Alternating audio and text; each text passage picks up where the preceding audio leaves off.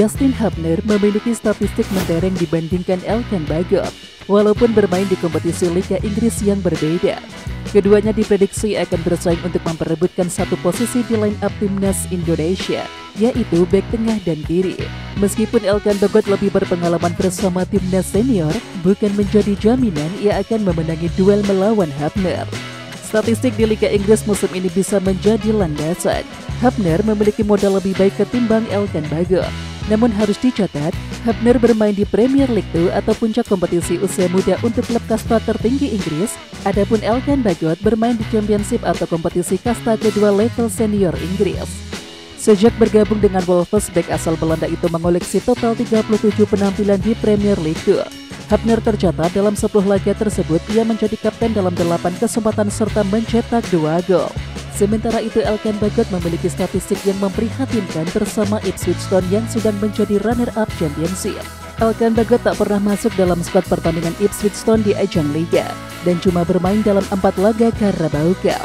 Dilihat dari jumlah pertandingan, Hubner jauh lebih unggul dibandingkan Elkan Bagot. Namun sekali lagi harus digarisbawahi bahwa ini berada di ajang kompetisi yang berbeda. Kemudian siapakah yang lebih jago di antara keduanya? Ya, Sintayong dapat memberikan jawaban dengan pemilihan line-up masa mendatang. Paling cepat Hubner akan available untuk timnas Indonesia pada Piala Asia 2023. Elkan Bagot memahami mengapa dirinya tak kunjung mendapatkan menit bermain, yakni di kasta 2 Liga Inggris bersama Ipswich Town. Bek timnas Indonesia tersebut bahkan tak diberikan kesempatan untuk duduk di bangku cadangan. Sebagai bek tengah paling muda di tim, ia harus puas dengan 3 laga starter dan juga sekali pengganti di ajang Carabao Cup.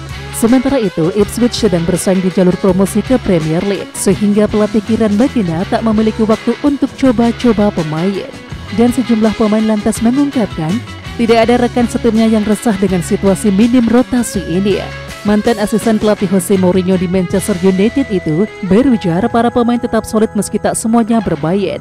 Meskipun Elkan Bagot makin terbelakang dalam urusan bek tengah Ipswich Town. Ketua Umum PSSI Erick Thohir menegaskan tidak masalah supporter melakukan pengibaran bendera saat pertandingan Liga Indonesia. Erick Thohir memberikan komentar tersebut setelah kejadian supporter menerobos masuk pinggir lapangan di Liga 2 2023-2024. Ya, salah satu supporter Persiraja masuk ke lapangan sembari mengibarkan bendera Palestina. Kemudian banyak yang menilai PSSI melarang pengibaran bendera Palestina di stadion. Erick Thohir pun memberikan komentar menanggapi terkait insiden tersebut. Erick Thohir menegaskan tidak ada larangan bagi supporter dalam mengibarkan bendera Palestina. Erick Thohir mengaku telah berkoordinasi dengan FIFA bahwa bendera Palestina boleh dikibarkan dalam kompetisi. Dan menurut Erick, FIFA tidak mempermasalahkan pengibaran bendera Palestina karena sebagai simbol dukungan pada kemanusiaan dan juga perlindungan hak asasi manusia. FIFA menghargai kebebasan berekspresi, apalagi pada perlindungan HAM dan kemanusiaan, ucap Erick Thohir.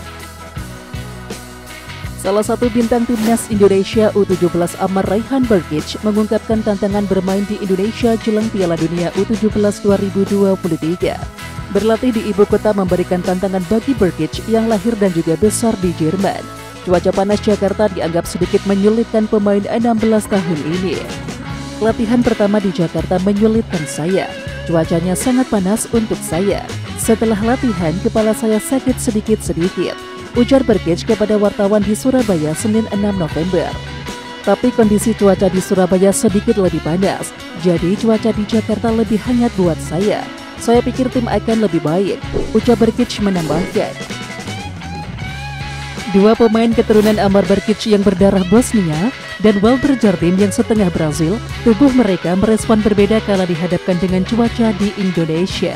Amar Berkic dibesarkan Akademi Hoffenheim di Liga Jerman, sedangkan Welber Jardim ditempa Sao Paulo di Liga Brasil. Dilihat dari negara asal, keduanya merespon berbeda ketika menjalani turnamen di negara tropis semacam Indonesia. Welber Jardim berasal dari Brazil yang memiliki iklim mirip dengan Indonesia karena terletak di dekat garis khatulistiwa. Sejak Welber tiba di Indonesia, tak ada keluhan dari dirinya tentang cuaca di negara asal ibunya ini. Kemudian hal sebaliknya terjadi pada Amar Berkic yang berasal dari Eropa dengan iklim yang berbeda. Kondisi Berkic tak terbantu oleh kedatangannya yang telat ke Indonesia karena harus membela Hoffenheim, dan ia hanya punya waktu beberapa hari untuk beradaptasi dengan hawa panas Surabaya sebelum kick-off Piala Dunia U17. Media Argentina Solplay 91,5 pernah menyindir salah satu kota penyelenggara Piala Dunia U17 2023, Jakarta. Solplay 91,5 menyebut Jakarta sebagai kota yang segera tenggelam dalam beberapa tahun ke depan. Komentar itu disampaikan Solplay 91,5 beberapa saat sebelum laga Timnas Indonesia versus Argentina digelar di Stadion Utama Gelora Bung Karno, Jakarta pada tanggal 19 Juni 2023. Jakarta, kota terpadat keempat di planet dengan lebih dari 10 juta jiwa penduduk yang memiliki banyak masalah. Pada dasarnya masa depan Jakarta adalah untuk menghilang di bawah perairan Laut Jawa, menggantung di Samudra Hindia, karena itu tenggelam sebanyak 25 cm setiap tahunnya, karena suplai air tanah yang berujung kepada eksploitasi berlebihan terhadap air tanah.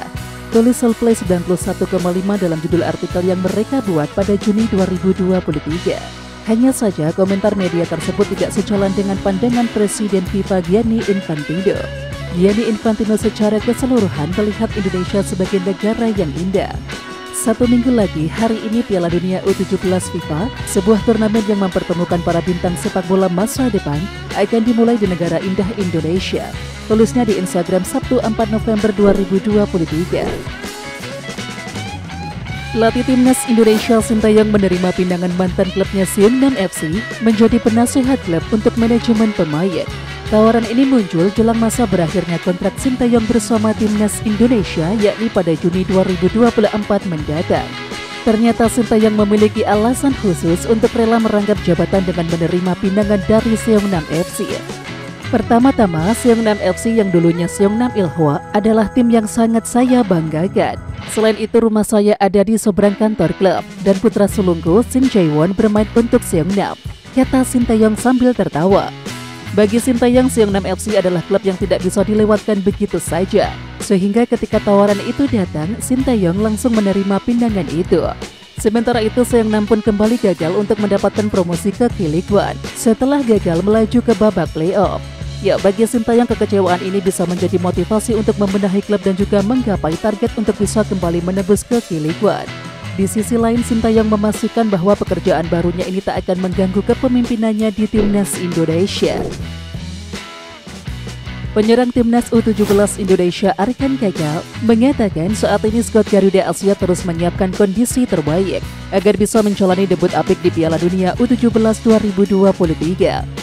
Perjuangan Timnas U17 Indonesia bakal dimulai dengan melawan Ekuador di Stadion Gelora Bung Tomo atau GBT Surabaya, Jumat 10 November 2023. Menjelang pertandingan melawan Ekuador, Arkan Kakak mengaku bahwa para pemain dalam kondisi terbaik.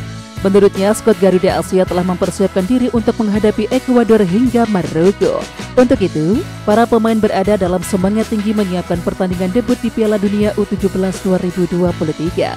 Arkan Kakak juga memastikan bahwa dia dan juga rekan-rekannya saat ini dalam kondisi terbaik dan siap tempur di Piala Dunia U17 2023. Kondisi saya dan semua pemain alhamdulillah baik dan sehat, tidak ada cedera, ucap pemain berusia 16 tahun tersebut Selasa 7 November 2023. Pelatih Ekuador U17 Diego Martinez memberikan pujian setinggi langit kepada Timnas Indonesia U17 jelang kedua tim bertemu di Piala Dunia U17 2023. Diego Martinez mengaku mengetahui kekuatan dan juga kelemahan Timnas Indonesia. Dia pun memberikan pujian kepada tim tuan rumah. Indonesia merupakan tim yang bagus. Kami sudah melihat cara bermain mereka dan saya rasa cukup bagus, ujar Diego Martinez.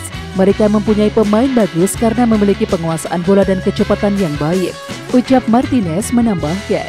Di samping itu, mantan pelatih klub Independiente del Valle itu juga menyebut kelebihan para pemain Indonesia yang disebut mengerti kemauan pelatih. Kelebihan itu dianggap sebagai tantangan bagi Ekuador. Sebanyak 2 persamaan Sintayong dengan pelatih timnas Vietnam Philipp Thuse jelang kualifikasi Piala Dunia 2026 zona Asia menarik untuk diulas. Kedua persamaan tersebut yakni dari segi rencana dalam membentuk skuad dan juga mengesampingkan pemain pilihan netizen. Sama seperti Sintayong, Thuse pun memanggil beberapa pemain muda di kualifikasi Piala Dunia 2026 zona Asia seperti Nguyen Phan Tung, Nguyen Thanh Ninh, Nguyen Binh Bak, dan juga yang lain. Hal itu sama dengan Shin Tae-yong yang juga memiliki rencana tersendiri dalam menentukan pemain pilihannya. Kemudian untuk persamaan kedua, Shin Tae-yong dan juga Philippe Toussaint sama-sama mengesampingkan pemain pilihan netizen. Sebelumnya, winger Borneo FC Stefano Lillipali jadi pilihan netizen berkat penampilan apiknya di Liga 1 2023-2024. Namun Shin Tae-yong tidak mengabulkan saran dari sejumlah netizen untuk menyertakan Stefano Lillipali. Keputusan serupa juga dilakukan oleh Philippe Toussaint di timnas Vietnam. Netizen Vietnam menyarankan dua nama seperti Nguyen Chuang Quang dan juga Ho Tan Tai. Namun Philippe Toussaint justru tak menggubris saran dari netizen dan lebih memilih penyerang veteran Nguyen Van Cuyet untuk mentas di kualifikasi Piala Dunia 2026. Menatap agenda besar di negeri sendiri, PSSI mempercayai pelatih Bima Sakti dan juga menolak memperkerjakan pelatih asing. Sementara itu Bima Sakti telah menggembleng skuad Garuda sejak bulan Juli kemarin. Tetapi tulang punggung tim ini telah terbentuk sejak tahun lalu. Dari 21 pemain yang didaftarkan ke FIFA, 16 diantaranya tergabung di skuad Piala AFF U16 2022 atau kualifikasi Piala Asia U17 2023. Dan pengalaman tahun lalu menjadi pelajaran berharga bagi Bima Sakti lantaran hasil yang bertolak belakang. Tepat 13 bulan yang lalu Bima Sakti melakukan blunder dengan tak melakukan rotasi dalam 4 laga kualifikasi. Tenaga para pemain diforsir tanpa henti dalam 3 laga pertama dalam 5 hari melawan Guam, Palestina dan juga Uni Emirat Arab. Saat tiba di laga keempat melawan Malaysia, tim Merah Putih tiba-tiba terbantai 1-5. Dan 1 tahun yang berlalu Bima Sakti masih akan mempertahankan para pemain yang dijungkalkan Malaysia itu dengan tambahan 2 pemain blasteran. Sementara itu bagi Bima Sakti, persoalan rotasi kemungkinan tak akan menjadi masalah pada turnamen ini karena jarak laga lebih longgar. Meski begitu Bima Sakti tetap akan dihakimi berdasarkan hasil di Piala Dunia U17 sepanjang pekan depan. Andai Indonesia menelan 3 kekalahan beruntun dengan skor telak, bisa dikatakan bahwa Bima Sakti memang tak bisa membawa tim ini naik level. Sebaliknya, apabila Indonesia sanggup mengejutkan dengan meraih poin atau bahkan lolos ke babak berikutnya, Bima Sakti berhak mendapatkan kredit. Oke Timnas Lovers, siapa kita? Kita Indonesia. Ayo kita dukung terus sepak bola tanah air Indonesia. Jangan lupa dukung terus Garuda Raya Channel dengan subscribe, like, dan komen karena saran dan kritik kalian sangat bermanfaat untuk perkembangan channel ini.